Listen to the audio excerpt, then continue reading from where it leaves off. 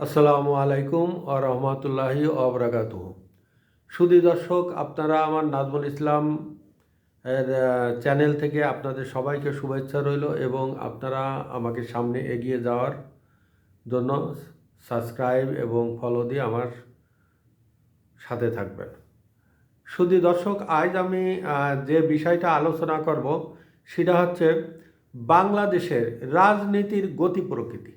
বাংলাদেশের রাজনীতি গতি প্রকৃতি খুব মর্মান্তিক। কারণ স্বাধীনতার পর থেকে এককভাবে বঙ্গবন্ধু শেখ মুজিবুর রহমান এই দেশটা 3.5 বছর নেতৃত্ব দিয়েছেন। তারপরে আসছেন মূলত ছোটোখাটো দল কয়েকটা আসলেও মূলত এই দেশের গণতন্ত্রকে এগিয়ে নেওয়ার জন্য যদি আসছেন জিয়াউর রহমান, যদিও তার কিছু খারাপ দিক থাকা সত্ত্বেও তিনি এই দেশের রাজনীতিকে লাইমলাইটে এনেছেন এবং এই দেশের রাজনীতির চেন অফ কমান্ড অনুযায়ী পরবর্তীতে চলেছে। এবং প্রেসিডেন্ট জিয়াউর রহমানের মৃত্যুর পর যিনি আসলেন তিনি আর এক সামরিক আইন প্রশাসক, তিনি ঈরশাদ সাহেবের পতনের পর 90-তে যে গণ আন্দোলনের মাধ্যমে ওনার পতন হয়েছিল, সেই পতনের পর সবাই বাংলাদেশের মানুষ চিন্তা ভাবনা করেছিল আওয়ামী লীগ আসবে। কিন্তু সবার ধারণা এবং জরিপকে মিথ্যা প্রমাণ করে তখন বিএনপি ক্ষমতায় আসে। বিএনপি ক্ষমতায় আসার পরে এই দেশে ভিন্ন প্রকৃতির রাজনীতি প্রবাহিত হয়। বিএনপি এসেই তারা আওয়ামী লীগকে টুটি চেপে ধরার চেষ্টা করে, যদিও ঈরশাদ সাহেবের আমলে এতটা বিরোধী দলকে টুটি চেপে ধরার চেষ্টা করেন। এই নির্যাতন ব্যবস্থা সর্বপ্রথম 91 থেকে আসছে। ঈরশাদ সাহেবের বিরুদ্ধে যখন এই দেশে আওয়ামী লীগ বিএনপি আন্দোলন করেছিল, তখন ঈরশাদ সাহেব হয়তো আওয়ামী লীগ বিএনপি এবং জামাত ইসলামের অনেক নেতাকর্মীদেরকে অ্যারেস্ট করেছিল। এছাড়া তারা চুপচাপ করে থাকলে, আন্দোলন না গেলে জাতীয় পার্টি বা তৎকালীন প্রেসিডেন্ট ঈরশাদ সাহেব কোনো পদক্ষেপ নেননি। কিন্তু 91 সালে খালেদা ক্ষমতায় আসার পরে থেকে এই দেশের রাজনীতিকে তিনি ভিন্ন প্রকৃতির দিকে নিয়ে যান এবং আওয়ামী লীগের নেতাকর্মীদের উপরে অনেক নির্যাতন শুরু করে। আওয়ামী লীগ যখন 96-তে ক্ষমতায় আসে, তখন আওয়ামী লীগ বিএনপির নেতাকর্মীদের উপরে আবার ওইভাবে নির্যাতন শুরু করে।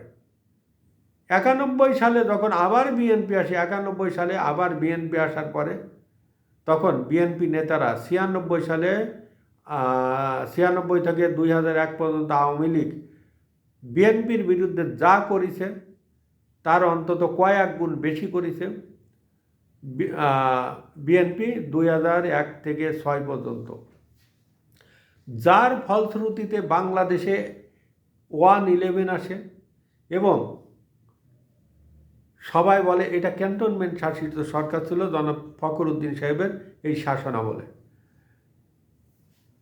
এই বিএনপি আওয়ামী লীগ যতদিন একবার আওয়ামী লীগ একবার বিএনপি, একবার বিএনপি একবার আওয়ামী লীগ, এভাবে আস্তে আস্তে যখনই আসছে তখন একে অপরকে ঘায়েল করার চেষ্টা করেছে, যার দরুন এই দেশের ব্যবসায়িক সমাজ, এই দেশের মানবাধিকার কর্তৃপক্ষ, এদেশের এনজিওরা, এদেশের সামরিক আইন প্রশাসনের সমস্ত লোকজন মানে দুইটা ভাগে বিভক্ত হয়ে যায়। তারপরে 2008-এ এলো বিএনপি এবং 2008-এ এলো নির্বাচনের মাধ্যমে শেখ হাসিনা। কি শেখ হাসিনা আসার পরে তিনি 9 থেকে 14 পর্যন্ত ভালোই দেশ চালাইলেন। তারপরে বিএনপি ছাড়া হয়ে গেল। 14 থেকে 24 পর্যন্ত বিএনপি ক্ষমতার কোনো স্বাদ গ্রহণ করেনি। শুধু দর্শক, যেটা আমার মতামত, আওয়ামী লীগ এবং বিএনপি একে অপরের পরিপূরক। আজ যদি রাজনীতিতে ভারসাম্য থাকতো, বাংলাদেশের মৌলবাদীদের উত্থান হতো না। আজ বাংলাদেশের মৌলবাদীদের উত্থান হওয়ার কারণ হচ্ছে ভারসাম্য নাই রাজনীতিতে। এই দুই দল যখন ক্ষমতায়, যে কেউ ক্ষমতায় গেছে, তারা তার বিরোধী দলকে ঘায়েল করার চেষ্টা করেছে। শুধু দর্শক, আমাদের পার্শ্ববর্তী অনেকগুলো দেশ আছে, ভারত, শ্রীলঙ্কা, নেপাল, ভুটান, এই দেশগুলো আছে। এই দেশগুলো তারা বিরোধী দলকে এতটা নির্যাতন করে না যখন বাংলাদেশের আওয়ামী লীগ এবং বিএনপি এই একজন আরেকজনকে ঘায়েল করার চেষ্টা করে। এখনও এই আওয়ামী লীগ এবং বিএনপিকে বাংলাদেশের মৌলবাদীরা এখন একত্রিত হয়ে ইউনূস সাহেবকে সামনে রেখে তারা স্বীকার করার চেষ্টা করছে বিএনপি এবং আওয়ামী লীগকে।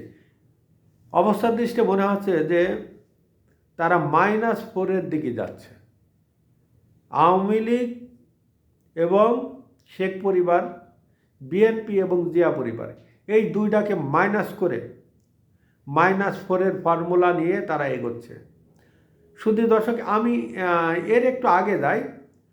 2024-এর 5ই আগস্ট যখন পট পরিবর্তন হলো, শেখ হাসিনা যখন ইন্ডিয়া চলে গেলেন, তারপরে আমরা দেখেছি এই দেশে মুক্তিযোদ্ধাদের ভাস্কর্য ভাঙ্গা সহ মুক্তিযোদ্ধাদের নামে পাইকারি হারে কেস দেওয়া, মুক্তিযোদ্ধাদের গলায় জুতার মালা পরানো, মুক্তিযোদ্ধাদের ঘর বাড়িতে আগুন দেওয়া, মুক্তিযোদ্ধাদের কবরস্থানে আগুন দেওয়া, এইভাবে মুক্তিযোদ্ধা নিধন চলেছে। মৌলবাদরা চাঁদার নামে তারা বিভিন্ন জায়গা হাদিয়া নিয়েছে। বিএনপি সেই সাথে মাঠ ঘাট, নদী নালা সব পতিতলায় পর্যন্ত তারা দখল করেছে এবং তারা চাঁদা বলেন, ডোনেশন বলেন, তারা এগুলোর দিকে ধাবিত হয়েছে। অন্যদিকে মৌলবাদীরা মুক্তিযুদ্ধ মন্ত্রণালয়, মুক্তিযুদ্ধ বিষয়ক যা কিছু আছে, 71 বিষয়ে যা কিছু আছে, সব কিছু মুছে দেওয়ার চেষ্টা করেছে। সেই সাথে তারা মব সৃষ্টি করেছে, নারী নির্যাতন করেছে, এইভাবে করেছে। কিন্তু বিএনপি তখন চুপচাপ করে রয়েছে এবং কোনো কোনো ক্ষেত্রে কোনো কোনো এলাকায় তৌহিদি জনতার নামে তারা এই মববাদীগুলো করেছে। শুধু দর্শক, আজ যদি এটা তখন বিএনপি এর প্রতিবাদ করতো বা এটা ঠেকাতো, তাহলে আজ দেশ এত দূর এগোতো না এবং আজ -4-এর দিকে মৌলবাদীরা ম্যাটিকুলাস ডিজাইনের মাধ্যমে চেষ্টা করত না। আগামী নির্বাচন কেমন হবে এটা এখন থেকে মোটামুটি বোঝা যাচ্ছে, কারণ আগামী নির্বাচনের কোনো আমেজ নেই, নির্বাচনের কোনো নামগন্ধ দেখছি না। যদিও শুনছি যে বৃহস্পতিবারে বিকালে তফসিল ঘোষণা করবে, তফসিল ঘোষণা করে ইলেকশন যে হবে তার কোনো ঠিক নাই। শুধু দর্শক, এই মৌলবাদীদের বাংলাদেশে যদি এদের উত্থান ঠেকাতে হয়, মৌলবাদীদের এই জ্বালাও পোড়াওগুলো যদি ঠেকাতে হয় এবং মৌলবাদীদের এই আশকারা যদি বন্ধ না করা হয়, তাহলে বাংলাদেশ নামক এই রাষ্ট্রটা থাকবে কিনা সন্দেহ আছে। কারণ আমাদের যে দাতা গোষ্ঠী আছে, বিশেষ করে আমেরিকা, ইউরোপীয় ইউনিয়ন, আমাদের পার্শ্ববর্তী দেশ ভারত, যাকে আমেরিকা সমূহ করে চলে, সেই ভারতও চাবে না তাদের পেটের ভিতরে একটা মৌলবাদী রাষ্ট্র গঠন করার জন্য। আমাদের পার্শ্ববর্তী দেশ আর একটা দেশ আছে চায়না, চায়নাও চাবে না যে বাংলাদেশ একটা মৌলবাদের দিকে ধাবিত হোক। কারণ বার্মাতে তাদের আধিপত্য আছে, বার্মাতে তাদের প্রচুর ব্যবসা আছে, তারা বঙ্গোপসাগর দিয়ে যাতায়াত করে এবং এই চায়নার জিনজিয়াং প্রদেশের প্রচুর পরিমাণে মুসলমান আছে, এবং বাংলাদেশে যদি মৌলবাদের উত্থান হয় তাহলে চায়নার জিনজিয়াং প্রদেশে এর প্রভাব পড়তে পারে, যার কারণে চায়নাও এটা চাবে না। এবং চায়নার কথিত আছে বাংলাদেশের সাথে সবথেকে বেশি ব্যবসা আছে চায়না এবং ভারতের, এবং চায়নার অনেক স্বার্থ জড়িত আছে বাংলাদেশে, যার কারণে মৌলবাদ তারা ঠেকানোর জন্য অনেক কিছুই করতে পারে, দেশও ভাগ করতে পারে।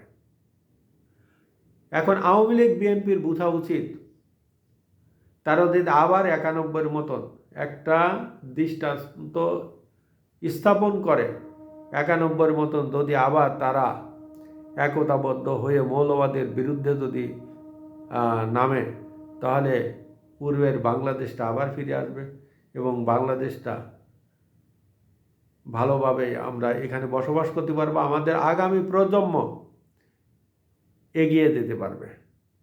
শুধু দর্শক, আমি ছোট্ট একটু কথা বলে আমি শেষ করব। একটা কথা মনে রাখবেন যে পৃথিবীর কোনো মুসলিম রাষ্ট্র কায়েম করতে গেলে সেখানে আমেরিকা, ইউরোপীয় ইউনিয়ন এবং বড় বড় শক্তিবর্গ তারা কিন্তু প্রতিরোধ করেছে।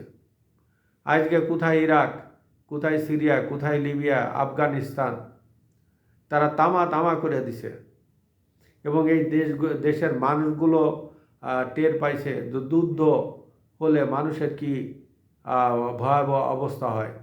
আমরা চাই না, আমরা যুদ্ধ চাই না, আমরা শান্তি চাই। আর সেই স্বার্থে আমরা মৌলবাদের উত্থান ঠেকানোর জন্য আমরা নিজেরা মনস্থির করব। শুধু দর্শক, আমি আবারও বলছি, আমার চ্যানেলটা সাবস্ক্রাইব এবং ফলো দিয়ে আমার সাথে থাকবেন। আসসালামু আলাইকুম ওয়া রাহমাতুল্লাহি ওয়া বারাকাতুহু।